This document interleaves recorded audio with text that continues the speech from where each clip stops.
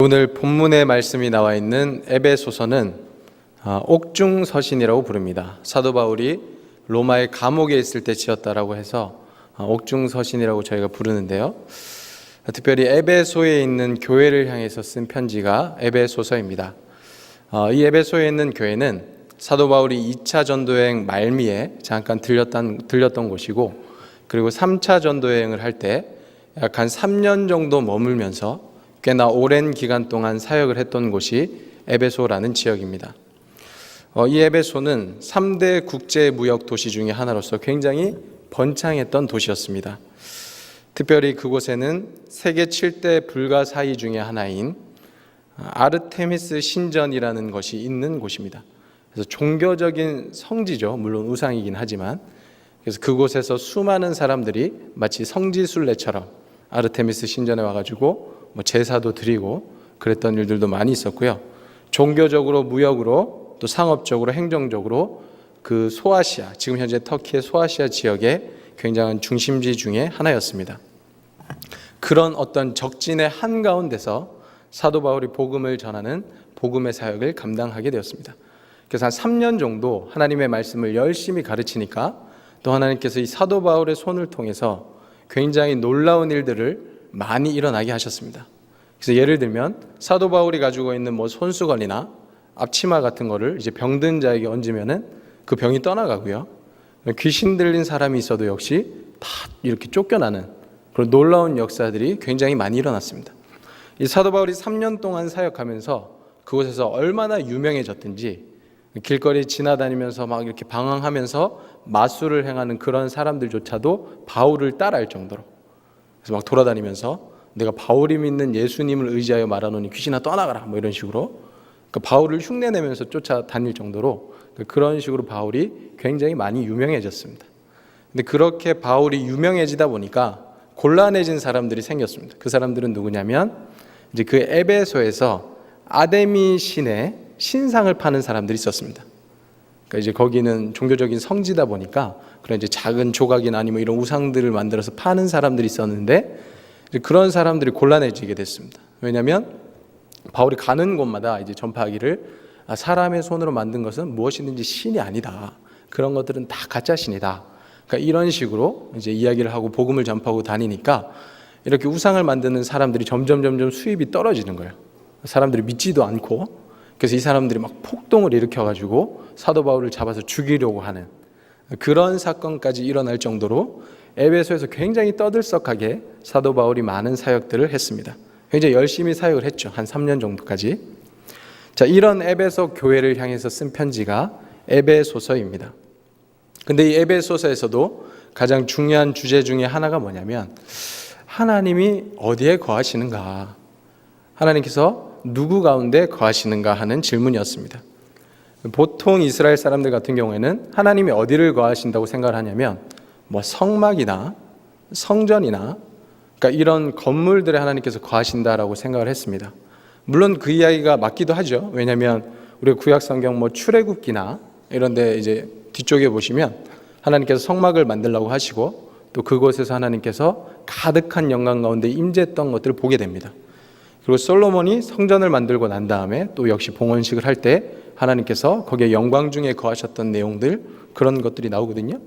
그래서 그런 걸 보면은 그렇게 하나님께서 성막이나 아니면 성전 가운데 거하시는구나 이렇게 생각을 할 수가 있습니다. 그러나 우리가 뒷부분 신약 성경까지 이렇게 쭉 보다 보면 하나님께서 그런 건물들에만 거주하시는 것이 아니구나, 하나님께서 이런 건물들을 넘어서 하나님의 백성들 중에 거하시는구나 라는 내용을 우리가 알 수가 있습니다. 한 가지 예를 들어 보겠습니다. 이스라엘 백성들이 하나님의 말씀에 불순종해서 북이스라엘의 아수르에 의해서 멸망을 당하게 되고 남유다가 바벨론이라는 나라에서 멸망을 당하게 됩니다. 그리고 약 한 70년 정도 바벨론에서 포로 생활을 하게 되는데요. 이때 사역을 했던 사람이 에스겔이라는 선지자입니다. 구약 성경에 보면 에스겔서라는 책이 있죠. 그 사람이 바벨론에 2차로 포로로 잡혀갔던 사람입니다. 그러니까 총 한 3차에 걸쳐서 포로로 잡혀가는데 에스겔이 2차로 포로로 잡혀가게 돼요. 그러니까 아직까지 예루살렘이 멸망당하지는 않은 겁니다. 그러니까 아직까지 예루살렘이 멸망되지 않은 상태에서 이 에스겔은 바벨론으로 포로로 잡혀와서 같이 포로로 잡혀 있는 사람들을 대상으로 사역을 했습니다. 근데 그 전했던 메시지가 뭐냐면 하나님께서 곧 예루살렘을 멸망시키실 것이다.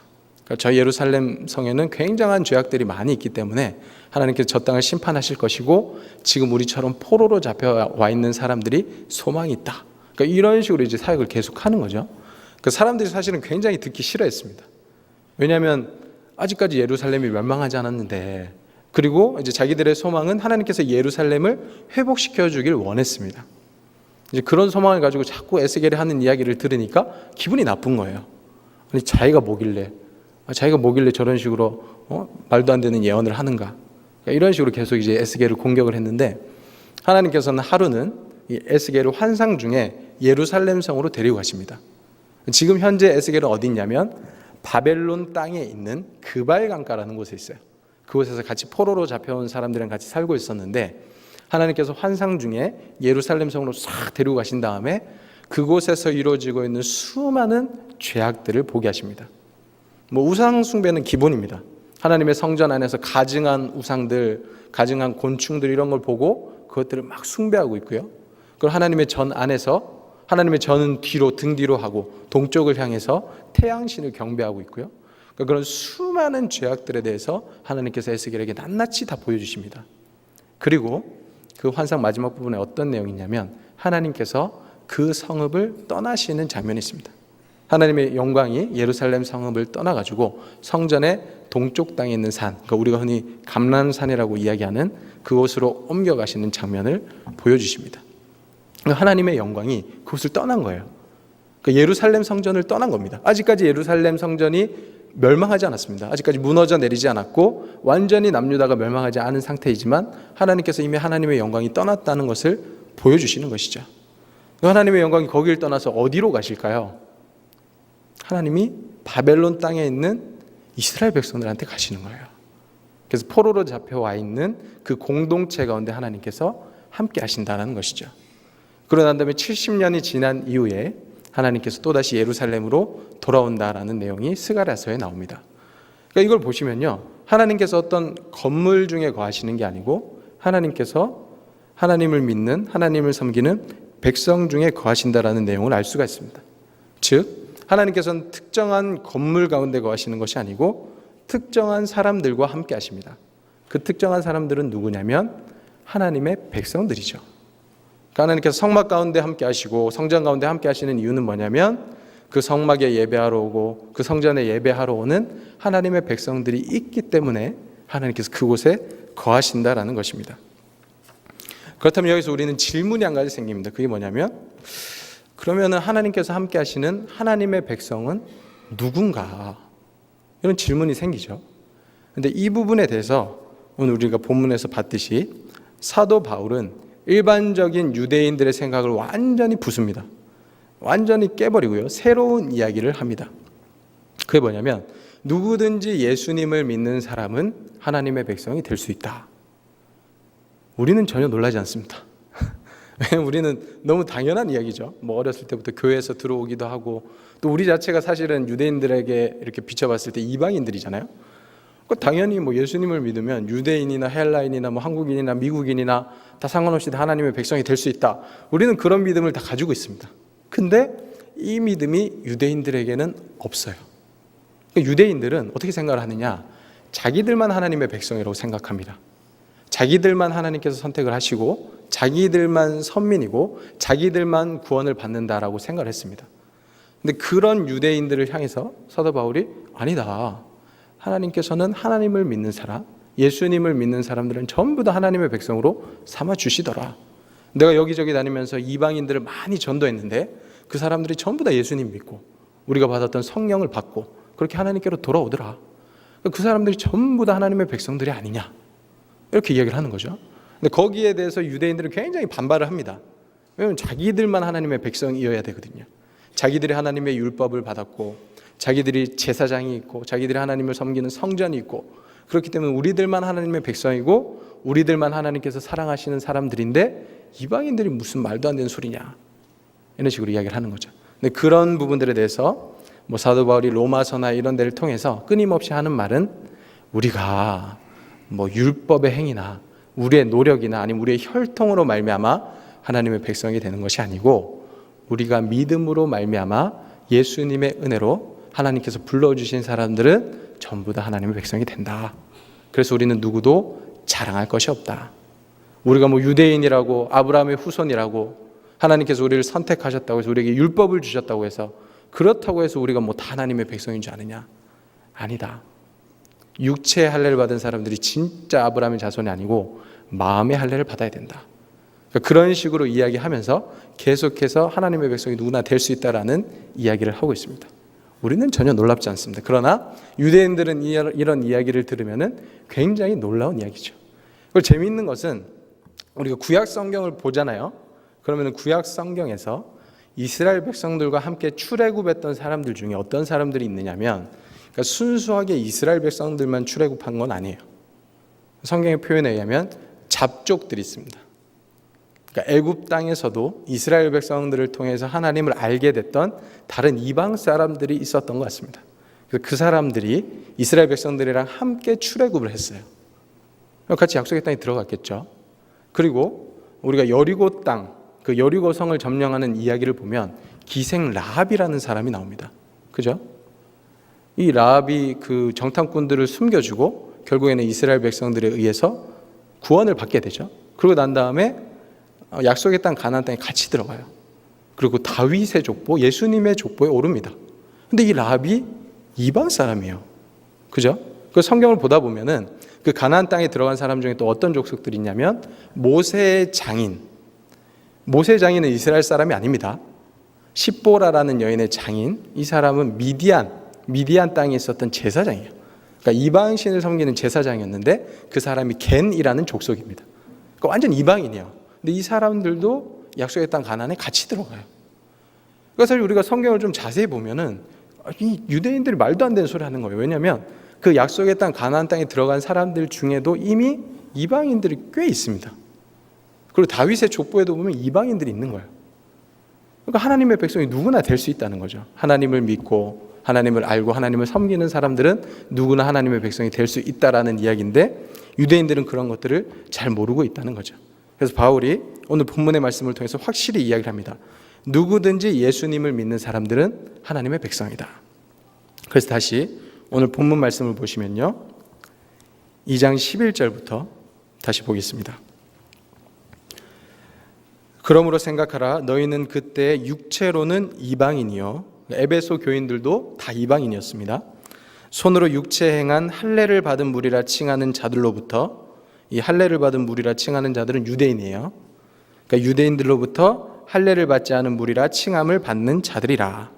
그때 너희는 그리스도 밖에 있었고 이스라엘 나라 밖의 사람이라. 약속의 언약들에 대하여는 외인이요 세상에서 소망이 없고 하나님도 없는 자이더니 이제는 전에 멀리 있던 너희가 그리스도 예수 안에서 그리스도의 피로 가까워졌느니라. 그는 우리의 화평이신지라. 여기서 그는 예수님입니다. 예수님께서는 우리의 화평이신데 둘로 하나를 만드사 원수된 것 곧 중간에 막힌 담을 자기 육체로 허시고. 이 둘은 이방인과 유대인들을 이야기하는 겁니다. 그래서 이방인과 유대인들의 이 갈라져 있던 틈을 예수님께서 하나로 만드시고요. 15절에 보시면 법조문으로 된 계명의 율법을 폐하셨으니 이는 이 둘로 자기 안에서 한 세 사람을 지어 화평하게 하시고 또 십자가로 이 둘을 한 몸으로 하나님과 화목하게 하려 하심이라. 원수된 것을 십자가로 소멸하시고 또 오셔서 먼 데 있는 너에게 평안을 전하시고 가까운 데 있는 자들에게 평안을 전하셨으니 이는 그로 말미암아 우리 둘이 한 성령 안에서 하나님께 나아감을 얻게 하려 하심이라. 그러니까 예수님께서 오셔서 하신 게 뭐냐면 이 이방인들과 유대인들 이렇게 갈라져 있던 이 두 개를 하나로 만드셨어요. 중간에 막힌 담을 허시고 한 세 사람을 지어가지고 결국에는 하나님과 화평하게 하셨다는 거죠. 그러니까 이방인들도 동일한 하나님의 백성이다라는 이야기를 하고 있는 겁니다. 그래서 19절에 보시면요. 그러므로 이제부터 너희는 외인도 아니요 나그네도 아니요 오직 성도들과 동일한 시민이요 하나님의 권속이라. 너희는 사도들과 선지자들의 터 위에 세우심을 입은 자라. 그리스도 예수께서 친히 모퉁이 돌이 되셨느니라. 그의 안에서 건물마다 서로 연결하여 주 안에서 성전이 되어가고 너희도 성령 안에서 하나님이 거하실 처소가 되기 위하여 그리스도 예수 안에서 함께 지어져 가느니라. 아멘. 그러니까 너희가 이제부터는 밖에 있는 사람이 아니고 하나님의 백성들이고 성도들과 동일한 시민이고 하나님의 권속들이다. 그러니까 우리는 예수님 안에서 서로 연결해서 성전이 되어가야 된다. 너희도 성령 안에서 하나님이 거하실 처소가 되기 위하여 그리스도 예수 안에서 함께 지어져 가고 있다. 그러니까 이방인들도 역시 동일하게 하나님의 백성이 되어서 우리가 하나님의 백성인 우리 가운데 하나님께서 거하신다. 그러니까 우리는 성전이 되어가야 된다. 우리는 거룩하게 그리스도 예수 안에서 함께 지어져 가야 된다. 이렇게 이야기를 하고 있는 겁니다. 그러니까 결국에는 하나님께서 이제는 어떤 건물의 차원을 넘어서요, 하나님의 백성들 사이에 거하시는 겁니다. 그러니까 우리가 성전인 거죠. 하나님께서 거하시는 거룩한 곳이 바로 우리라는 거예요. 그러니까 우리가 성전을 거룩하게 하려면 어떻게 해야 될까요? 우리가 거룩해져야 되는 거예요.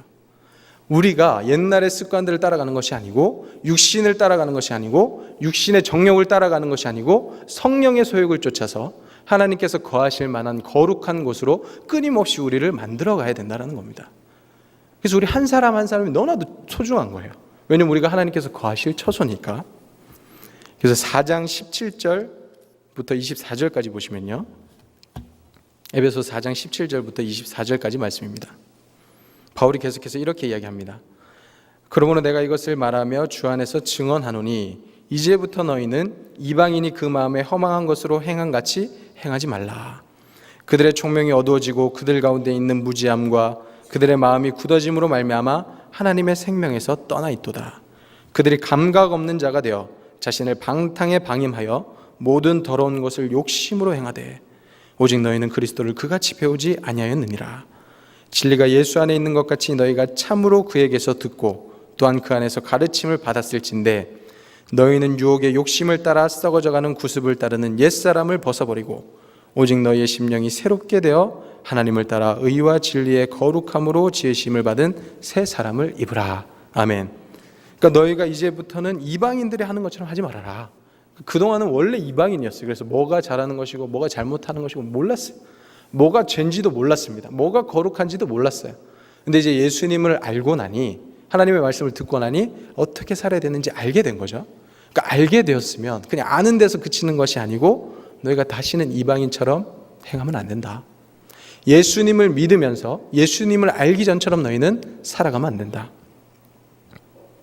수많은 사람들이 감각 없는 자가 되어서 자신을 방탕에 반임하며 모든 더러운 것을 욕심으로 행하고 있다. 그런데 너희는 예수님을 그렇게 배우지 않지 않았느냐.